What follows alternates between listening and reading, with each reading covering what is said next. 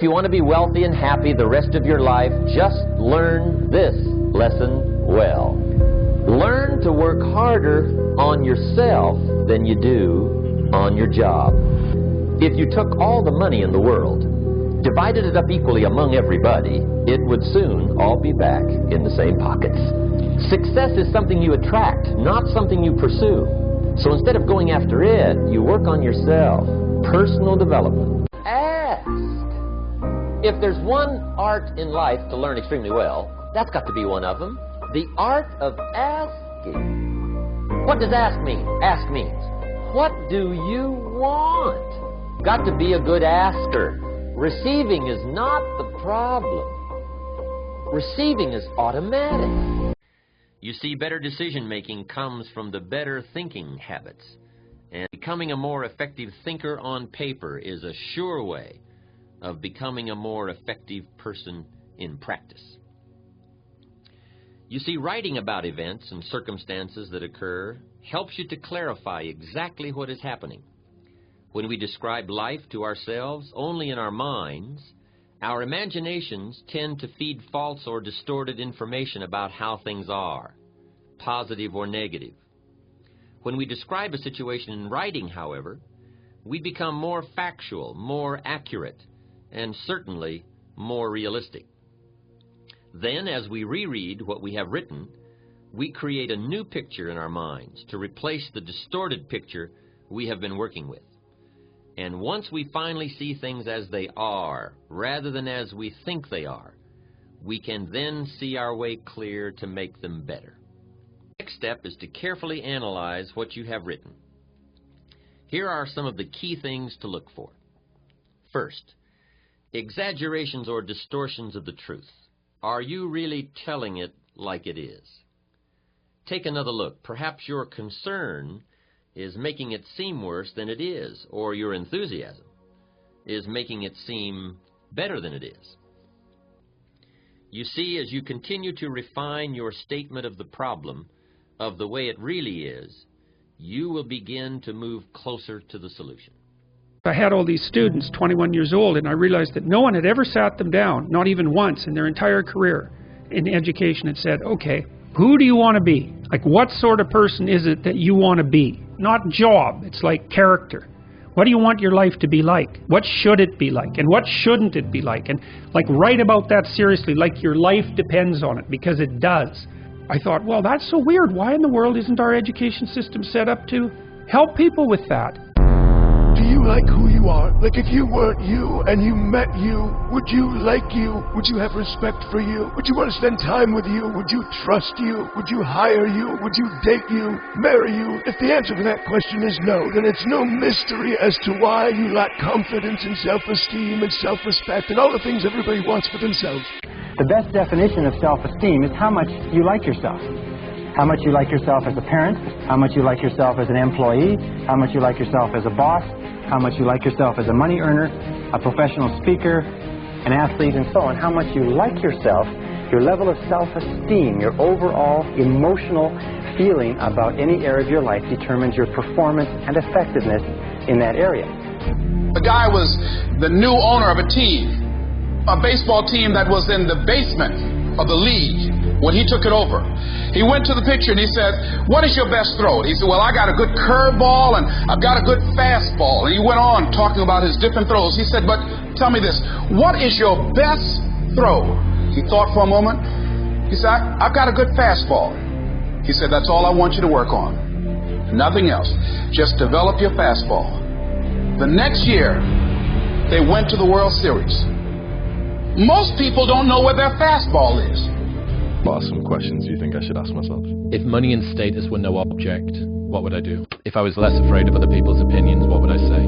What actually makes me happy? Does success make me happy? What is my definition of success? What is my definition of success if money was taken out of the equation? What are the things that I feel the most shame and guilt around? But the most important question to ask yourself is, what pain are you willing to endure in your life, rather than what pleasure do you want? Because any pleasure or any pursuit that you want is going to come with an in-kind payment of pain. You need something to motivate you. What happens to the gazelle when the lion ain't chasing him? What happens is he's nothing. He stops running. Why? Because he always needs something external to motivate him. So what's your motive? The reason why you can't get up at 4 o'clock in the morning, the reason why when I say get up at 6, you're looking at me like I'm crazy, is because you don't have that thing that's driving you, that's pushing you to say no to the alarm clock. What are you playing this game for? What's your passion? What's your drive? What's your purpose? What's your purpose for playing this game? Why are you doing what you're doing? If y'all gonna be great on that field, you gotta have a why. You gotta have a reason for why you do what you do. How do you find out what your why is? How do you find out what you are supposed to do for the rest of your life? Dad, I don't know what I want to do for the rest of my life. And my dad just taps me on the back of the head. And he goes, oh, you idiot. Son, you've only done 3 jobs in your life. You've worked in the school canteen, you worked for a clothing store, and you worked at McDonald's. How are you supposed to know what you want to do for the rest of your life if you've only done 3 things? Son, how do you know what your favorite food is if you've only ever eaten 3 types of food? The only way you're going to discover what your why is if you try as many different things as you can. My dad made me do 26 different jobs in one summer. 26. But my dad thinks I want to be a pharmacist. So could I work in your pharmacy, like just help you sweep the floors, stack the shelves? Gradually, I asked 3 pharmacies. 1 pharmacy allowed me to go in. So I went in the pharmacy, I swept the floors, I stacked the shelves, I hung out with the pharmacist. I really got to know and experience what being a pharmacist was like. And then I was like, no, I hate being a pharmacist, Dad. It's absolutely, it's horrible. And my dad said, that's okay. That's 1 down. Many more to go. The next one, he makes me go into a doctor's clinic. Can I help you stack the magazines and clean the chairs? Same thing, asked 3 or 4 places, finally a place took me. I hate just seeing someone prick someone with a noodle. I was like, oh my, that's crazy.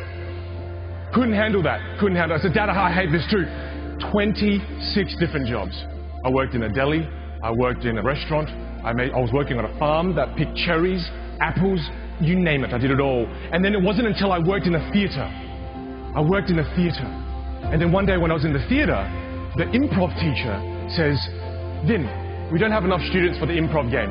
Come join us. I was just stacking chairs for the next class. So I joined the class, I do the improv activity, and I was like, absolutely loved it. And then she goes, young man, you're a performer.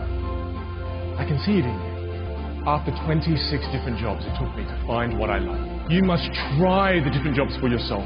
You cannot just read about what that job is like online. You cannot just hear somebody talk about that job. You must experience it. You must try it for yourself. This one. Fail early, fail often, fail forward. Failure is where all of the lessons are. You know, when you go to, you gotta take a shot. You have to live at the edge of your capabilities. This one. Fail early, fail often, fail forward. What's the best advice you've ever received? What if it can turn out better than you can imagine? What's the worst advice you've ever received? Be realistic. What's the best advice you've ever received? What if it can turn out better than you can imagine? What's the worst advice you've ever received? Be realistic. If your life was a movie and it started now, what would the hero of your life's movie do right now? Do that. If your life was a movie and it started now, what would the hero of your life's movie do right now? Do that. What if you got the opportunity to start over? To go back? To learn from every mistake? To scrape every lesson from your past and start with a clean slate? What would you do differently? What lessons have you learned in your past? And how would you apply them if you could start over? What if you had another opportunity to do better, to be better? Would you take it? You get that opportunity every day. We all get that opportunity every day. It's called waking up. What would happen if you just stopped wasting the opportunities that are in front of you? You'd be who knows how much more efficient? 10 times more efficient. 20 times more efficient. You have no idea how efficient people get. How do you choose your team? I said, tell me the story of your life. And the decisions that you made along the way and why you made them. And also tell me about some of the most difficult problems you worked on and how you solved them. And that question, I think, is very important, because the people that really solved the problem, they know exactly how they solved it. They know the little details. And the people that pretended to solve the problem, they can maybe go one level and then they get stuck.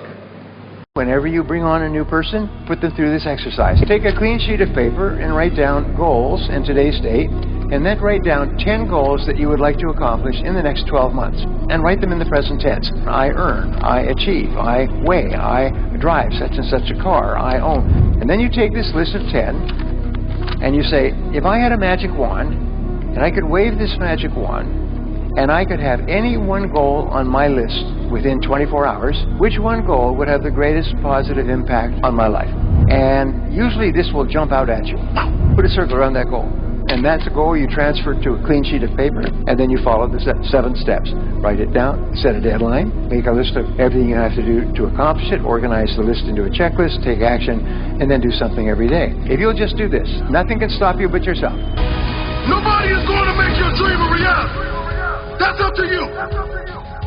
That's why you can't give up. This is your dream. And you are capable. You are more than capable.